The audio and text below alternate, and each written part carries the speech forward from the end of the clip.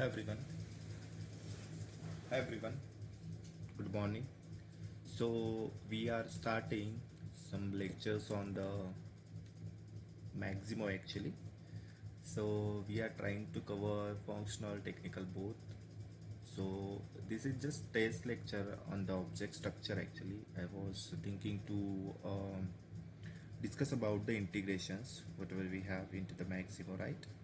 So we are starting from the this one object structure. Okay, so anyways in the future we are trying to cover multiple things based on the functional technical both, and other part also it will be included. So now we are checking with the 7.6, but into the future we are trying to check with the mass 8 mass 9 systems. Okay, so let's discuss today on the so definitely I'm discussing about the integrations overall. So I have started from the object structure, so today I'll just explain about the object structure. Okay, so if you see the object structure into the Maximo, it is mostly used in the various ways for the integrations, for the reporting, for the migration managers and all. Okay, so let me first open the object structure. So if you want to open the object structure, we have a module called as integrations, where we will have multiple applications which will support for the integrations into the Maximo. Okay, so first if you see here we have object structure. Okay, so whenever you are thinking like what is meant by object, so object is nothing but the table into the Maximo. Okay, like into the SQL we will have different tables and we are storing the data into that one, right? So similarly we have objects into the Maximo. So in short, the table of the SQL we are calling it as a object into the Maximo. Okay, so what is meant by object structure? So object structure is nothing but the collections of objects. Okay, for example into the Maximo we have different types of objects called as asset, work order, atom, after that PO, PM, all these are the objects. Okay, and if we are using the collections of that objects and we are making one object structure, and we are using it into the different purpose, as I told you, right? We are using it into the integration, migration manager, reportings and all these things, right? So if you want to use some object structure with that particular purpose, we are collecting some objects and we are creating the object structure for that one. Okay, so this is simple things about the object structure. Okay, and if you see here in the list view we will have multiple object structure which is OB created or somehow someone has created that. All list we can see it here. If you want to create new, you can simply select here, click on here in the new object structure button and you can create it. Okay, but let me take the example of any existing object structure which we have. Okay, let me take related to the asset one. So if you see, if I am putting asset here, multiple object structure is opening. So let me take is this MH asset definition. Okay, so if you see, whenever I am opening the object structure, okay, I can see multiple things here. Here definitely we will have object structure name. Here we will have descriptions of that object. Anyways, whatever you want, you can give the descriptions of that one. Some checkboxes are here, that also we will see what is significance of that one. But if you see before that one, we have consume by. Okay, so whenever I'm clicking here and I'm checking, we will have multiple things here: integration, migration manager, OSLC, WS, reporting. Okay, so as I discussed you already also on this one, right? If you want to use this object structure with particular integrations, actually if you want to send the data or take the data from the external system and you want to do some integrations with that one, we'll simply use this integrations one. Okay, after that migration manager, we have migration manager application, right? Where we want, if you want to move the data from one system to another system or from one instance to another instance, like from dev to test to validation, validation to prod, for that one we have migration manager applications into the Maximo. For that purpose we are using this one. If you want to use the OSLC, so we can use this one. Again we have this WOS. And if you see, last one is reporting one also we have, right? We have multiple types of report, but reports and all, right? Governance reports we are developing. If we want to take that one and for the reporting purpose we want to use this particular object structure, then we are using this reporting. Okay, so as of now we are talking about the integration, so that's why we have selected the integrations object structure. Okay, that is for that one.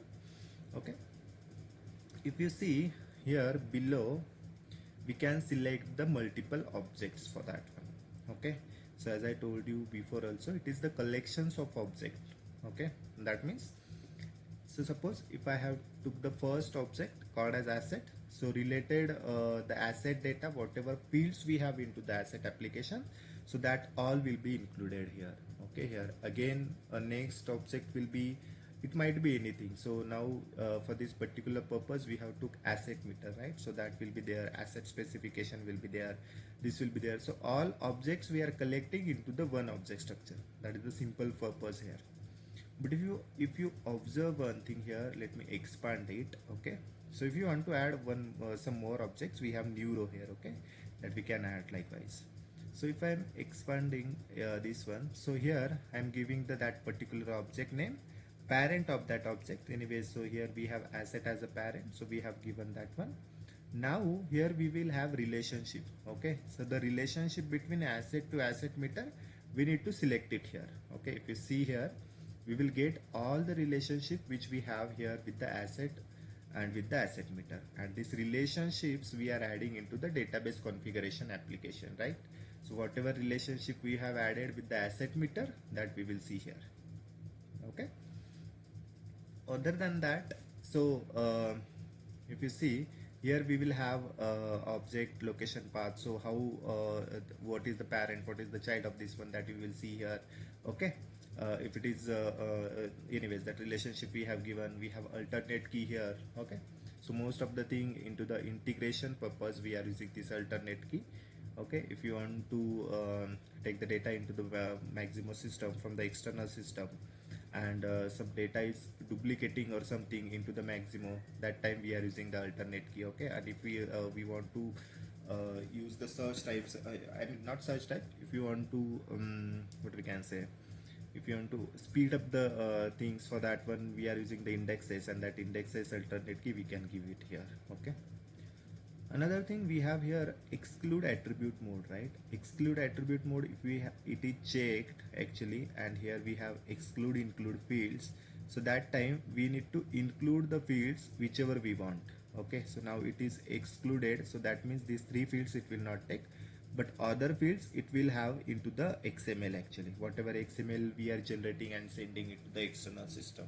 Okay, if you want to exclude some other fields, you can directly click it here. Okay, but if this exclude mode is checked, so that time we just need to select the field whichever we need to include. Okay, so that we can do it from here. So this is related the things where how we can add the attribute objects and all for that object structure. Okay, so if you see into the left hand side, we have some multiple things here: inbound setting restriction, after that add modify alias. Okay, generate schema and view XMLs. Okay, so let me tell you add modify aliases whatever we have. Okay, so sometime what is happening, some for both objects, suppose we have asset and another asset meter, so sometime we will have same attribute in these both objects. Okay, for example, some of the object we will have org id as the same, site id both are the same object. So that time what we are doing, into the Maximo OV functionality is like that: if same objects, same attributes are there with the two objects, this alias conflict is clicked. Okay, so that time we need to click on this add modify alias, so and we can change the name of any of the attribute from there. Okay, if you see here, let me see whichever is change. Yeah, here we have changed it same as, right? So we have given this one as asset specification changed it, and another asset change date will be different. So likewise, if some alias conflict is there, this duplicate checkbox will checked, and for that one we need to give different alias name for that one. Okay, so likewise too much things we have here. If you see the advanced configuration, add modify application export, add modify application import, all these things. So these two, add modify application export and application import, I'm going to discuss into the next lecture actually. So I'll request you just stay tuned and subscribe my YouTube channel, and also like and share this video if you like, and just add the comments actually if you have any questions or anything or any suggestion. Okay, thank you, let's meet into the next lecture. Bye bye.